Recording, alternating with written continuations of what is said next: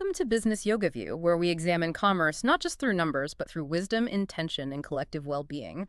Today, we're taking a look at the India-UK Free Trade Agreement.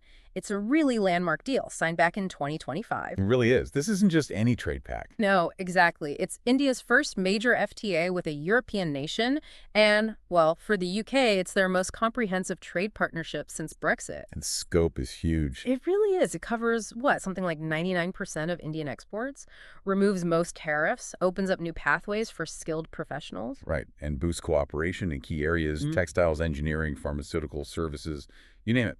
But, beyond the headlines, the geopolitics and the macroeconomics, what we really want to explore is, well, how does this agreement shift the energy in the economy, especially for India's vital textile industry? And maybe even how can trade, when you approach it with awareness, become an act of Dharma, purposeful action? That's a fascinating question. And I think what's really interesting is how we can explore this transformation using the ancient wisdom of the 7 chakras. It's a great framework. I love that approach. Okay, so let's start our journey then at the beginning. The root chakra, Muladhara, this is all about foundation, stability, survival essentials, right? Exactly. And for India's textile industry, this FTA hits right at that foundational level. How so? Well, the most direct impact is the removal of UK imports duties. Before this, you were looking at duties as high as 12% on garments, sometimes even up to 20% on leather goods. Wow, that's significant. It is. Now, over 1,100 textile and apparel lines get duty-free access. That completely levels the playing field for India against major competitors like Bangladesh or Cambodia, who often had preferential deals before. So it's not just tweaking numbers, it's a fundamental structural change. I imagine that makes a real difference on the ground for those big textile clusters. Tirupur, Surat, Badawi, Ludhiana. Oh, absolutely. And Panipat, Karur, Jaipur, too. Think about the micro, small, and medium enterprises, the MSMEs, and the thousands upon thousands of weavers. What does it mean for them specifically? Gives them stable ground, finally. Many operate on razor-thin margins. Removing those duties directly boosts their price competitiveness, makes market entry faster, simpler. Yeah. Their products just become more attractive overnight. Right. And if you connect that to the yogic idea, it's like stabilizing prana, the vital life force. For millions of workers whose entire livelihood depends on these exports, it secures the basics. Okay, that makes perfect sense. From securing that foundation, let's move up. Sacral chakra, Swadhisthana, flow, creativity, connection. Yes, and textiles are so much more than just commodities, aren't they? They are deep cultural expressions. Absolutely.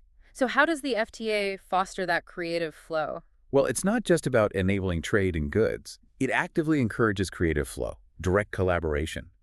Picture Indian designers, traditional block printers, maybe khadi cooperatives, innovators working with man-made fibers, now able to connect directly with UK brands.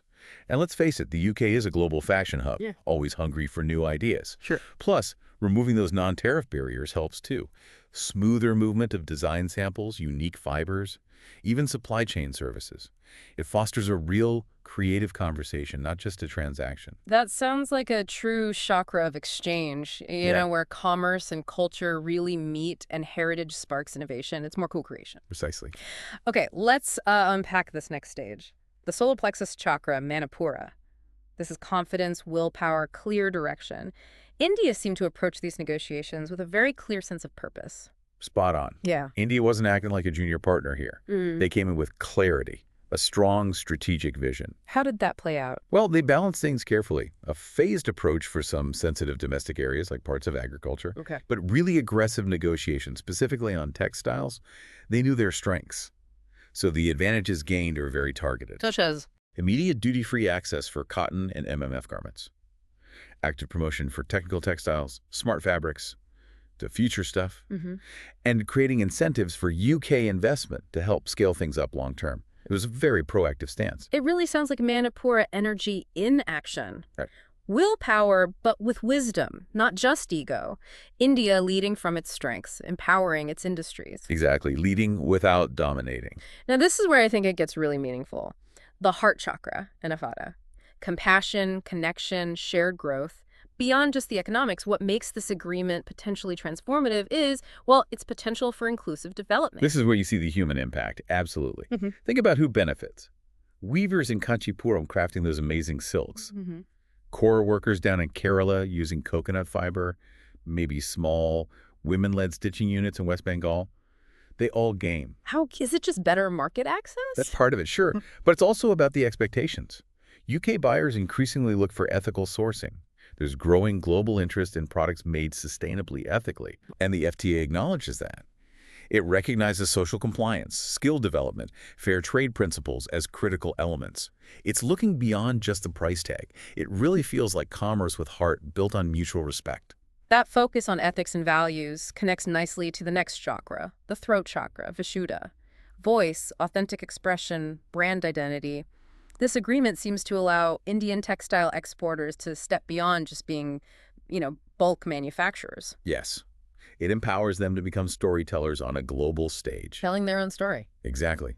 India's voice in the global fashion market gets stronger. The agreement creates a space to authentically talk about natural fibers, the unique identity of handloom traditions, the deep commitment to sustainability, the incredible artisan craftsmanship. It's showcasing the why and how, not just the what's. Precisely. Showcasing the rich tapestry of Indian production, not just its volume capacity. So this new environment really favors those who speak with authenticity, not just clever marketing, but through how they actually produce, source, treat their people. Absolutely. Authenticity across the entire value chain becomes a competitive advantage. Okay, moving higher now. The third eye chakra, Ajna.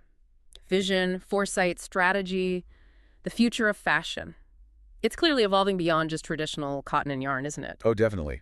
And India is actively getting ready for that shift. What does that look like? We're seeing pushes towards advanced digital labeling for transparency, fully traceable supply chains, developing high-performance wear, getting eco-certifications for fabrics, even exploring circular textile models to cut waste. Thinking long term. Exactly. Ajna energy is about seeing beyond the now, anticipating what's coming. And this FTA provides a kind of roadmap for that future. It helps align Indian textiles with next-gen UK retail demands and also with those increasingly important EU-aligned standards on environment and production. It's very forward-looking. Positioning India for what comes next. And finally, we arrive at the crown chakra, Sahasrara, unity, transcendence, higher purpose. This takes the discussion to the highest potential of trade. Yes. And what's really fascinating here is that at its highest potential, trade can become a shared commitment, a commitment to mutual upliftment. Going beyond the purely transactional. Right. This deal could have just been about exchanging goods for profit, but if it's implemented with integrity, with this kind of mindful awareness we've been discussing, it becomes a vehicle for collective evolution. How so? It fosters prosperity in both countries, sure, but it also allows the textile sector, potentially, to become a symbol of conscious capitalism, where economic activity actually serves a broader shared purpose. It really ties into that wider strategic vision, doesn't it? This FTA plus the new India-UK Vision 2035. Which replaced the old Roadmap 2030, yeah. It feels like more than just trade. It's a blueprint for shared prosperity, even global leadership, grounded in shared democratic values. Trade as a unifier. A powerful potential, definitely. So we've used this chakra framework, this sort of energetic lens, to understand the qualitative side, especially in textiles. Now, let's maybe ground this a bit more in the wider economic numbers and the strategic facts of the agreement, because the impact, as you said, goes way beyond just textiles. Absolutely, and the projections are quite significant. Overall, bilateral trade is expected to jump by about $25.5 billion. That's roughly US $34.5 billion annually by 2040. Wow. Yeah, and UK exports to India specifically are projected to grow by nearly 60%, adding around $15.7 billion by 2040. The UK government also estimates it could add $4.8 billion to the UK's GDP annually and boost wages by about £2.2 billion a year. So real economic uplift on both sides. And what about consumers? Do we benefit directly? Very likely, yes. Both in the UK and India, you can see lower prices and more choice. Think cheaper clothing, footwear, maybe food items in the UK, and perhaps more access to things like luxury cars or premium spirits at better prices in India. Okay, so beyond textiles, which we've covered, what other key sectors really stand to gain from this? Let's start with UK exports going into India. Right. The big picture is that India's average tariff on British goods drops massively, from 15% down to just 3%. That's huge. It is. Yeah. Take whiskey and gin tariffs were 150%. They dropped to 75% immediately, then down to 40% over 10 years. Car tariffs, often over 100%, fall to 10% under a quota system. Aerospace products, tariffs removed entirely from up to 11%. Electrical machinery tariffs, halved or eliminated. Some major industrial goods. Yes, and also things like cosmetics, soft drinks, lamb, salmon, chocolate, biscuits, medical devices. It's a really broad opening of the Indian market for UK businesses. Okay, now flip side. Indian exports going to the UK. We know textiles get 99% duty-free access, but what else? A lot. Marine products, think shrimp, tuna, fish meal, they go to zero tariffs. That should really help India grow its currently small share of the UK seafood market. Interesting. Agriculture gets a massive boost. Over 95% of tariff lines for fruits, vegetables, pulses, spices, tea, seafood, packaged foods go to zero duty. Agri-exports could rise maybe 20% in just 3 years. Engineering goods duties cut by up to 18%. Exports might double to $7.5 billion by 2030. Pharma and medical devices, tariffs eliminated on generics and devices.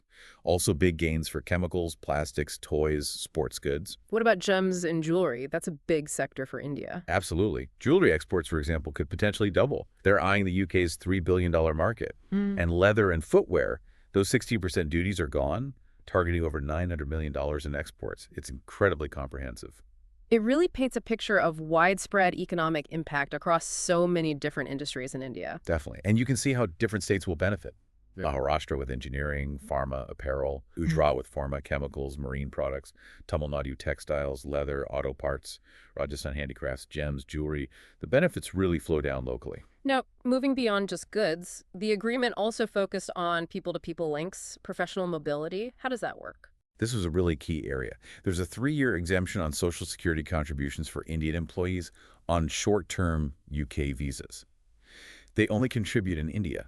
It's called the Double Contribution Convention, DCC. Okay, what does that mean practically? Significant cost savings for Indian companies, especially in sectors like IT, pharma, consulting.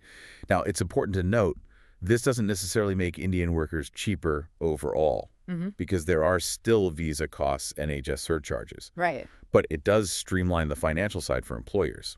Also, Indian professionals can now work in 35 UK sectors for up to 2 years, and 36 service sectors are opened up without needing an economic needs test. Plus, there's mutual recognition of professional qualifications. It really opens doors for professional exchange. That sounds like a major step for the services sector. What about government procurement? Can UK firms bid for Indian government contracts now? Yes, if they meet a 20% local sourcing threshold in India. If they do, they become eligible to compete in India's huge government procurement market. We're talking around INR 4 trillion, or about US $46 billion. They'll be treated as Class 2 local suppliers. That's a big new opportunity. India's generic drug industry is globally vital. Were there concerns about intellectual property rules and the FTA potentially undermining that? How was that handled? That was a huge point of negotiation for India, and they secured important safeguards. The FTA specifically excludes things like patent term extensions or data exclusivity demands. So it upholds India's existing laws. Exactly. It reinforces India's current patent laws, including unique provisions like Section 3D, which stops patents for minor tweaks on existing drugs, and Section 3B, preventing patents on inventions against public interest. This is crucial. It means generic companies can still enter the market quickly after patents expire, or challenge, protecting India's role in affordable medicines. A major win. And in our digital age, what about digital trade? Does it streamline customs and data flow? It aims for smoother customs, yes. Commitments to clear goods within 48 hours. Support for paperless procedures, electronic authentication, all about efficiency. Okay. But, importantly, it doesn't mandate unrestricted cross-border data flows. This was key. It means both the UK and India keep the right to potentially negotiate their own data localization rules down the line, giving flexibility on digital policy. So stepping back and looking at the big picture, what does this whole agreement signal strategically for both the UK and India on the world stage? Well, for the UK, it's really their first major comprehensive trade deal signed after Brexit. It clearly signals their ambition to forge new global trade paths outside the EU. Right, a statement of intent. Definitely. And for India, especially after pulling out of the RCEP agreement in 2019, this marks a significant strategic shift. It shows India is ready and willing to engage in these high-standard, complex economic agreements with major Western economies. It signals a new confidence and direction in its trade policy. A new phase for both, really. Are there still loose ends, areas where talks are ongoing? Yes, a few complex areas remain under discussion. The UK would like more access to India's financial and legal services sectors, which are still quite protected. Sensitive areas. Very. And there are ongoing talks about the UK's potential carbon border tax mechanism. India has concerns that it could unfairly penalize its exports. So those conversations are still happening, trying to find common ground. Okay. So as we wrap up, let's come back to that core idea from business yoga. Yes, the teaching that when work is done in awareness, it becomes worship. When trade is aligned with purpose, it becomes service. A powerful thought to hold on to with this agreement. Indeed. Thank you for listening today. May our textile exports and indeed all our trade grow not just in volume, but in value, in virtue, and in vision. We'll meet again next time on Business Yoga View. Until then, stay grounded, stay creative, and lead with heart.